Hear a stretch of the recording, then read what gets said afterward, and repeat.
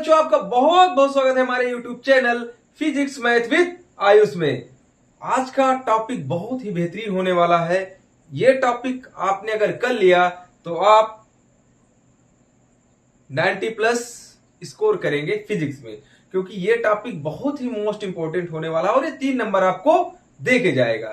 चलिए स्टार्ट करते हैं, क्या है टॉपिक और कैसे इसका डेरिवेशन होगा। चलिए, टॉपिक है अनंत विस्तार की समतल आवेशित अचालक चादर के निकट वैद्युत क्षेत्र की तीव्रता। डायग्राम बनाएंगे और हमारा काम हो जाएगा। चलिए स्टार्ट करते हैं। देखिए, अचालक चादर है। क्या है? अचालक चादर। तो अचालक चादर है तो पहले हमें एक चादर बनानी पड़ेगी। कुल मिला के कुछ इस प्रकार से ये अचालक चादर हो गई है और ये आवेशित है। ठीक है, क्वेश्चन में ही आपका डेरिवेशन छिपा हुआ है। ये इस प्रकार से हम लोग आवेशित मान लेते हैं। धन आवेश बनाना है बच्चों, धन आवेश एक समान रूप से हर जगह पे। ठीक है, और हम एक गॉसियन पृष्ठ की कल्पना करते हैं। इससे लगभग r दूरी पर कोई बिंदु P लेते हैं और इधर भी P ले लेते हैं। ये P लेते हैं, इधर P डैश लेते हैं और इससे बेलनाकार जो है गॉसियन पृष्ठ को गुजारते हैं।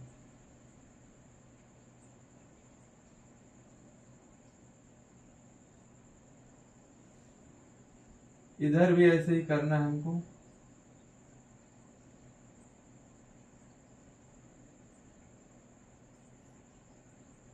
एक यहाँ पे पॉइंट है, एक पॉइंट ये यहाँ पे है। तो बच्चों यहां पे देख रहे हैं जो पृष्ठ है, जो वैद्युत क्षेत्र की तीव्रता है, ये तो सीधा समांतर निकल जाएगी, सीधी सी बात है। ये इधर ये क्षेत्रफल जो है सामने की ओर डीए देखा जाएगा। मैंने पहले ही बताया था कि जो क्षेत्रफल होता है, क्षेत्रफल एरिया वेक्टर जिसको कहते हैं, क्षेत्रफल सदिश, वो पृष्ठ के सदैव क्या होता है? लंबवत होता है। जब पृष्ठ के लंबवत होगा तो हमारे पास एक बैलून है, मैं इससे ही आपको समझा देता हूं। पृष्ठ के लंबवत इस सरफेस से क्या होगा? ये इस प्रकार से होगा। तो अब यहां पे हम ये इस प्रकार से सरफेस है, तो जो क्षेत्रफल अवयव वेक्टर ऐसे हो सकता है, बिल्कुल होगा। और लंबवत ऐसे भी हो सकता है, ये भी तो लंबवत है, ये पृष्ठ के लंबवत है। तो ये बेलनाकार भाग है, तो ई और डीए जो है ऐसे होगा। ये इसको पी डैश बोलेंगे, इसको पी बिंदु बोलेंगे। क्लियर है बात? अब बच्चों ये जो डेरिवेशन है ये बहुत ही बेहतरीन डेरिवेशन है। अब हम क्या करेंगे? बिंदु P से होकर जाने वाला वैद्युत फ्लक्स और बिंदु P डैश से जाने वाला विद्युत फ्लक्स, ये देखेंगे, क्योंकि हमने गॉसियन पृष्ठ की कल्पना की है। ये जो गॉसियन पृष्ठ है, ये इस जो चालक तार से दूरी पर है ना, ये गॉसियन पृष्ठ है मेरे भाई। गॉसियन पृष्ठ का मतलब ये होता है कि ये जो P डैश है और P पर कितना वैद्युत फ्लक्स यहां से पास हो रहा है, समझ रहे हैं ना? तो अब देखेंगे, लिखेंगे बिंदु P डैश से गुजरने वाला वैद्युत फ्लक्स। अब देखिए, अब इसको हम लोग φ1 मान लेंगे यहाँ पे और इसको मानेंगे φ2। ठीक, और यहाँ पे वैद्युत फ्लक्स आपको मिलेगा नहीं, क्योंकि डीए ये ऊपर की ओर है, ई ऐसे है, यहाँ पे 90 डिग्री, यहाँ पर भी ऐसे ही होगा। ये वैद्युत क्षेत्र ई है और ये डीए ऊपर की ओर होगा, पृष्ठ 90 डिग्री। और 90 डिग्री होने के कारण cos 90 की वैल्यू होती है 0। अभी आपको सब समझ में आ जाएगा। अब वैद्युत flux φ1 is equal to E D A cos theta होगा।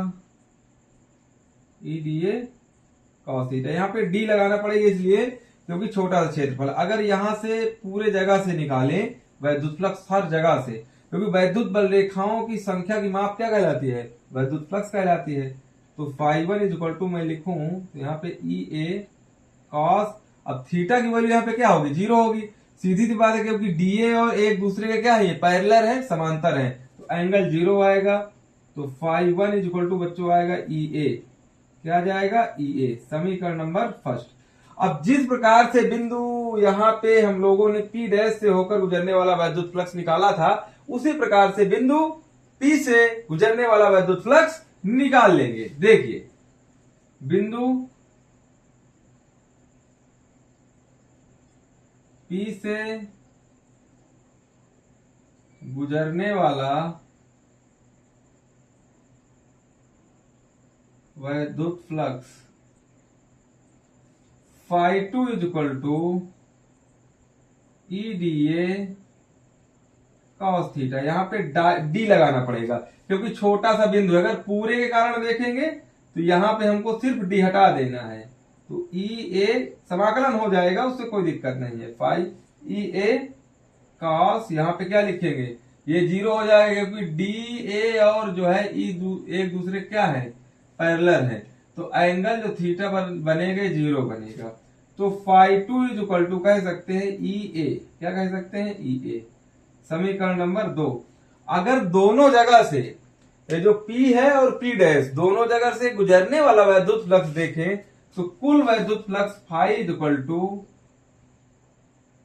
Phi E is equal to आपका आएगा फाई 1 प्लस फाई 2, वैल्यू रखेंगे phi E is equal to phi 1 की वैल्यू क्या है ई ए प्लस ई ए, ये phi E is equal to 2EA, ये हो जाएगा यहाँ पे, है कि नहीं। और जो पृष्ठीय आवेश घनत्व है इसमें समान है, जिसको कहते हैं हम लोग क्या, हम लोग कहते हैं बच्चों छोटा sigma is equal to Q upon में ए, क्या कहते हैं, छोटा sigma is equal to Q upon में ए। और देखो फाई ई जो है अगर गॉस के प्रमेय से देखे तो क्यू अपान एप्सिलॉन नॉट आएगा, सीधी सी बात है। और यहाँ पे हम क्या कर सकते हैं, यहाँ पे लिखेंगे 2E, और यहाँ पे ए की जगह हम क्या कर सकते हैं, ये जो ए है इधर लाएंगे और क्यू अपान में ये छोटा सिग्मा यहाँ पे लिख देंगे। कोई प्रॉब्लम, कोई प्रॉब्लम नहीं। देखिए आराम से रखते हैं यार, क्यू अपान में ये छोटा सिग्मा, देखो क्यू से क्यू इधर कैंसिल आउट हो जाएगा क्योंकि बराबर पे है, और ये जो छोटा सिग्मा यहाँ पे ऊपर पे आएगा, ऊपर आएगा तो छोटा सिग्मा अपान में एप्सिलॉन नॉट, और 2 मल्टीप्लाई में आपको दिख रहा है 2 नीचे आ जाएगा, इक्वल टू में ई। तो यहाँ पे जो इस आवेशित अचालक चादर के निकट जो वैद्युत क्षेत्र प्राप्त हुआ है इज इक्वल टू टोटल छोटा सिग्मा अपान में 2 एप्सिलॉन नॉट प्राप्त हुआ है, ठीक है। अब वैद्युत क्षेत्र का मात्रक आप लोग जानते हैं, वैद्युत क्षेत्र का मात्रक होता है प्यारे बच्चों न्यूटन पर कूलम या वोल्ट पर मीटर। यह एक क्या है, यह एक सदिश राशि बच्चों, ठीक है। चलिए एक चीज में आओ और आपको बता देता हूं कि अगर 2 प्लेट हैं, इसको आप लोग नोट कर लीजिएगा,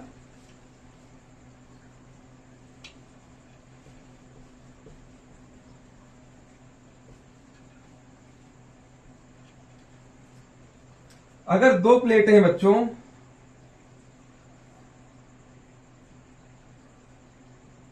ये धन आवेश है, इसमें भी धन आवेश है, दोनों में क्या है, समान आवेश है, ठीक है। अगर दोनों में समान आवेश है तो ये होगा हमारा P1 प्लेट, यह है P2 प्लेट। तो दोनों प्लेटों के कारण किसी बाह्य बिंदु पर वैद्युत क्षेत्र की तीव्रता, अब बाह्य बिंदु पर वैद्युत क्षेत्र की तीव्रता मान लेते हैं यहां से कोई पॉइंट P है, तो ये प्लेट P1 के कारण अभी इलेक्ट्रिक फील्ड E1 इसके कारण बाहर की ओर होगा और E2 भी बाहर की ओर होगा। ऐसा इसलिए है क्योंकि ये दोनों धनात्मक चार्ज हैं, इसमें पॉजिटिव चार्ज है, इसीलिए।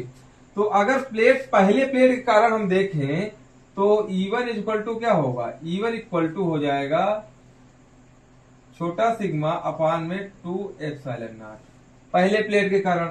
जो ये प्लेट P1 है, अभी मैंने प्रूव करके बताया था, किसी एक प्लेट के कारण अचालक चादर के कारण जो है जो वैद्युत क्षेत्र की तीव्रता होगी E1 इक्वल टू छोटा सिग्मा अपान में 2 एप्सिलॉन नॉट। ये एक प्रकार से अचालक से आदर काम करेगी प्लेट, ठीक है। E1, अब देखो समीकरण नंबर 1 हुआ, और ये E2 इक्वल टू छोटा सिग्मा अपान में 2 एप्सिलॉन नॉट, ये भी होगा, क्योंकि ये दूरी पे निर्भर नहीं करेगा यहाँ पे, ठीक है।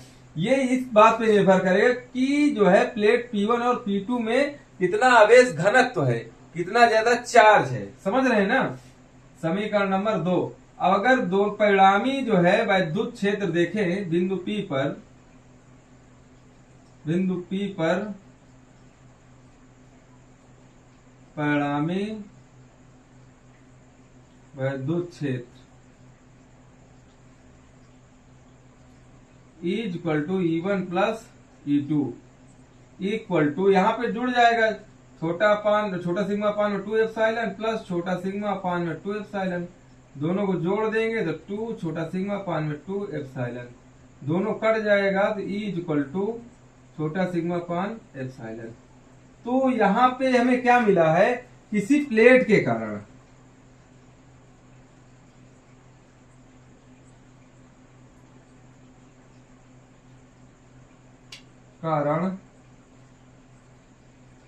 वैद्युत क्षेत्र की तीव्रता E इक्वल टू छोटा सिग्मा अपान में एप्सिलॉन, ये मिलने वाली है बच्चों। तो आई होप आपको ये चीजें समझ में आई होंगी। अगर बच्चों आपको ये चीजें समझ में आती हैं तो एक प्यारा सा कमेंट करिएगा कि किस टॉपिक पे आपको वीडियो चाहिए। और हाँ, एक काम जरूर करना है, अपने दोस्तों के पास इस चैनल को जरूर शेयर करिएगा, इससे आपका फायदा ही होगा, क्योंकि वो भी पढ़ेगा, है कि नहीं, वो किसी और को शेयर करेगा। तो इस तरीके से जो शिक्षा की जर्नी है ये आगे बढ़नी चाहिए, ठीक है, और इसको बढ़ाने में कोई दिक्कत है भी नहीं। तो प्यारे बच्चों, मिलता हूं अपने अगले वीडियो में, तब तक के लिए जय हिंद, वंदे मातरम। सभी को अपना ख्याल रखिए, मस्त रहिए और स्वस्थ रहिए, क्योंकि पढ़ाई बहुत जरूरी है।